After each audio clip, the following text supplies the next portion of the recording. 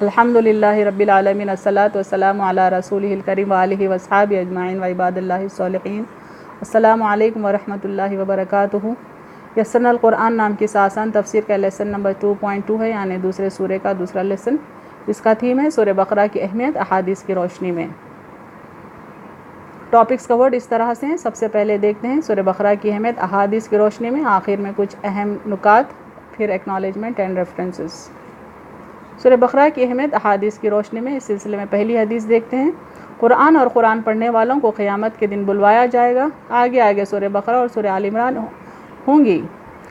بادل کی طرح یا سائے اور سائبان کی طرح یا پر کھلے پرندوں کے جھرمٹ کی طرح یہ دونوں پروردگار سے ڈٹ کر سفارش کریں گی، یعنی جو بندے قرآن کی تلاوت کرنا اپنی عادت رکھتے ہیں ان کو قیامت کے دن عزت کے ساتھ بلایا جائے گا۔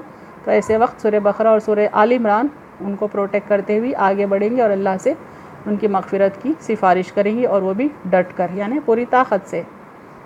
حضرت معقل بن یسار رضی اللہ تعالیٰ عنہ فرماتے ہیں کہ رسول صلی اللہ علیہ وسلم نے فرمایا، سورہ بقرہ قرآن کا کوہان ہے، یعنی جیسا پہاڑ کی ایک چوٹی ہوتی ہے، پہاڑ کا ایک پیک ہوتا ہے، ویسا سورہ بقرہ قرآن کا پیک ہے، قرآن کا کوہان ہے، اور اس کی بلندی کا یہ عالم ہے کہ اس کی ایک ایک آیت کے ساتھ 80 فرشتے نازل ہوتے تھے، اور بالخصوص آیت الکرسی تو خاص عرش تلے نازل ہوئی اور اس صورت میں شامل کی گئی۔ ابو ہریرہ رضی اللہ تعالیٰ عنہ سے روایت ہے کہ اللہ کے رسول صلی اللہ علیہ وسلم نے فرمایا، اپنے گھروں کو قبریں نہ بناؤ، یعنی وہ گھروں کو ویران قبرستان کے مثل کہا گیا ہے جہاں پر قرآن کی تلاوت نہیں ہوتی۔ جس گھر میں سورہ بقرہ پڑھی جائے وہاں شیطان داخل نہیں ہو سکتا، یعنی سورہ بقرہ کی اس قدر تاثیر ہے کہ شیطان کو اس گھر میں داخل ہونے کی ہمت نہیں ہوتی جہاں پر یہ سورہ پڑھی جاتی ہے۔ جس گھر میں سورہ بقرہ پڑھی جائے وہاں سے شیطان بھاگ جاتا ہے۔ اللہ کے رسول صلی اللہ علیہ وسلم فرض نماز یعنی بالخصوص عشاء میں سورہ بقرہ پڑھا کرتے تھے۔ حضرت ابو ہریرہ رضی اللہ تعالیٰ عنہ نے بیان کیا کہ رسول کریم صلی اللہ علیہ وسلم نے مجھے صدقہ فطر کی حفاظت پر مقرر فرمایا۔ پھر ایک شخص آیا اور دونوں ہاتھوں سے کھجوریں سمیٹنے لگا، یعنی کھجوریں چوری کرنے لگا۔ میں نے اسے پکڑ لیا اور کہا کہ میں تجھے رسول کریم صلی اللہ علیہ وسلم کی خدمت میں پیش کروں گا۔ پھر انہوں نے یہ پورا قصہ بیان کیا۔ اس نے کہا کہ جب تم رات کو اپنے بستر پر سونے کے لیے جاؤ، یعنی وہ شخص جو چوری کرنے آیا تھا، حضرت ابو ہریرہ رضی اللہ تعالیٰ عنہ کو یہ طریقہ بتا رہا ہے کہ اپنے بستر پر سونے کے لیے جاؤ تو آیت الکرسی پڑھ لیا کرو، پھر صبح تک اللہ تعالیٰ کی طرف سے تمہاری حفاظت کرنے والا ایک فرشتہ مقرر ہو جائے گا اور شیطان تمہارے پاس بھی نہ آ سکے گا۔ حضرت ابو ہریرہ رضی اللہ تعالیٰ عنہ نے یہ بات آپ صلی اللہ علیہ وسلم سے بیان کی تو نبی کریم صلی اللہ علیہ وسلم نے فرمایا، اس نے تمہیں یہ ٹھیک بات بتائی اگرچہ وہ بڑا جھوٹا ہے، وہ شیطان تھا، یعنی ایک شیطان، ایک جن دراصل انسان کی شکل میں آیا تھا ابو ہریرہ رضی اللہ تعالیٰ عنہ کے پاس اور کھجوریں چوری کرنے لگا۔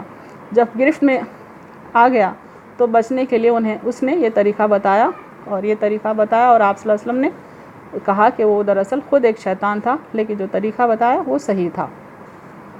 آپ صلی اللہ علیہ وسلم نے ایک چھوٹا سا لشکر ایک جگہ بھیجا اور اس کی سرداری آپ نے انہیں دی جنہوں نے فرمایا تھا کہ مجھے سورہ بقرہ یاد ہے۔ اس وقت ایک شریف شخص نے کہا، میں بھی اسے یاد کر لیتا، لیکن ڈرتا ہوں کہیں ایسا نہ ہو کہ میں اس پر عمل نہ کر سکوں۔ یعنی آپ صلی اللہ علیہ وسلم کا یہ طریقہ تھا کہ جب کبھی کوئی جنگ میں، کسی غزوے میں کسی لشکر کو بھیجنا ہوتا تو ایسا اس کی سرداری کے لیے آپ خاص طور پہ ایسے شخص کو چنتے، ایسے صحابی کو چنتے جو سورہ بقرہ حفظ رکھتے تھے، حفظ کرے ہوئے رہتے تھے۔ ام المومنین عائشہ رضی اللہ تعالیٰ عنہا کہتی ہیں کہ رسول صلی اللہ علیہ وسلم کے زمانے میں سورج گہن لگا تو آپ نکلے اور لوگوں کو نماز پڑھائی۔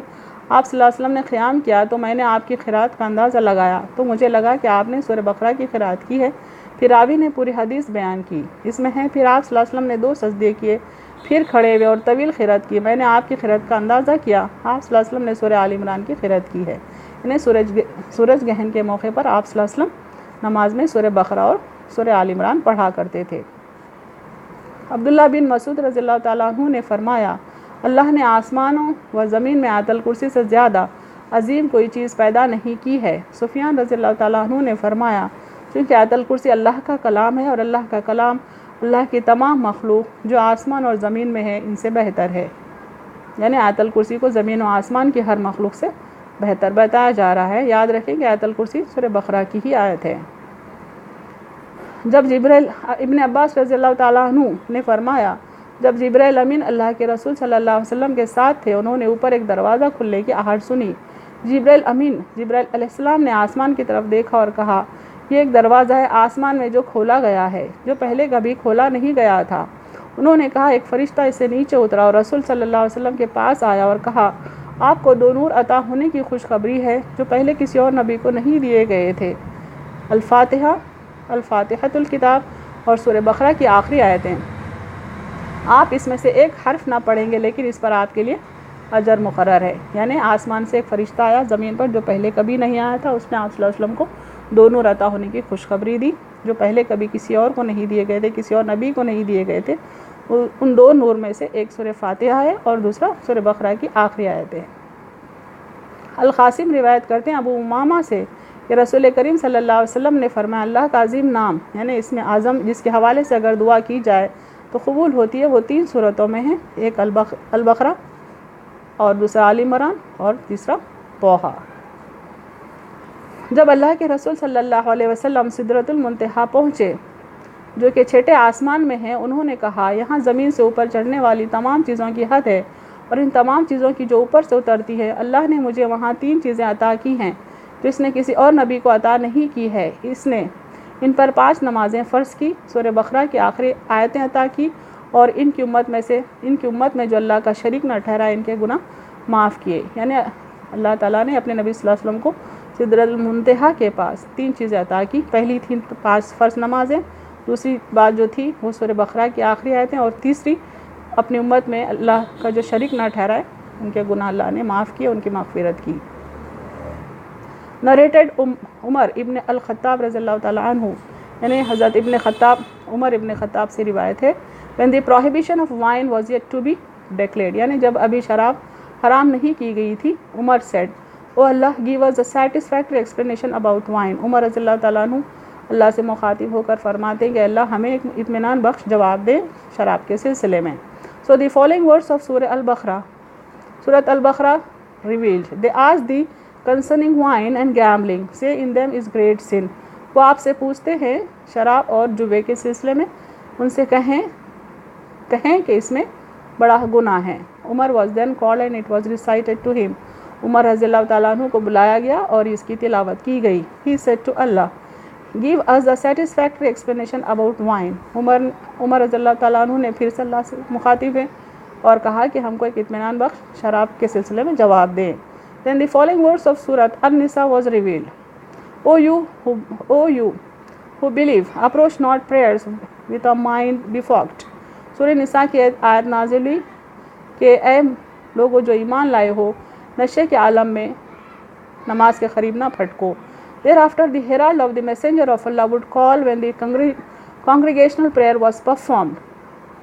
اللہ کے رسول کی طرف سے ایک شخص نے اعلان کیا جب جماعت نماز کے لیے لوگوں کو بلایا گیا تھا Beware one who is drunk should not come to prayer۔ کہ جو نشے کے عالم میں ہے وہ نماز کے قریب نہ آئے۔ عمر was again called and it was recited to him۔ عمر کو بلایا گیا اور یہ آیت پڑھ کر سنائی گئی۔ He said oh Allah give us a satisfactory explanation about wine۔ حضرت عمر نے پھر سے اللہ سے مخاطب ہوئے اور کہا کہ اللہ ہم کو ایک اطمینان بخش جواب دے شراب کے سلسلے میں۔ This verse was revealed۔ Will you not then abstain؟ Umar said was abstained۔ Umar said we abstained۔ یہ آیت اتری کہ کیا تم اس سے بچتے نہیں؟ عمر رضی اللہ تعالیٰ عنہ نے جواب دیا ہم اس سے بچتے ہیں۔ اہم باتیں جو اس لیسن میں پڑھے گئے ہیں، لیسن سے سیکھے گئے ہیں۔ اللہ کے رسول صلی اللہ علیہ وسلم سورہ بقرہ حفظ کرنے والوں کو فوج کا سپاہ سالار مقرر کرتے تھے۔ آیت الکرسی جس کو قرآن کی سب سے عظیم آیت کہا گیا ہے سورہ بقرہ کی ہی آیت ہے۔ سورہ فاتحہ اور سورہ بقرہ جیسے عظیم خزانے صرف محمد صلی اللہ علیہ وسلم کو عطا ہوئے ہیں، کسی اور نبی کو نہیں۔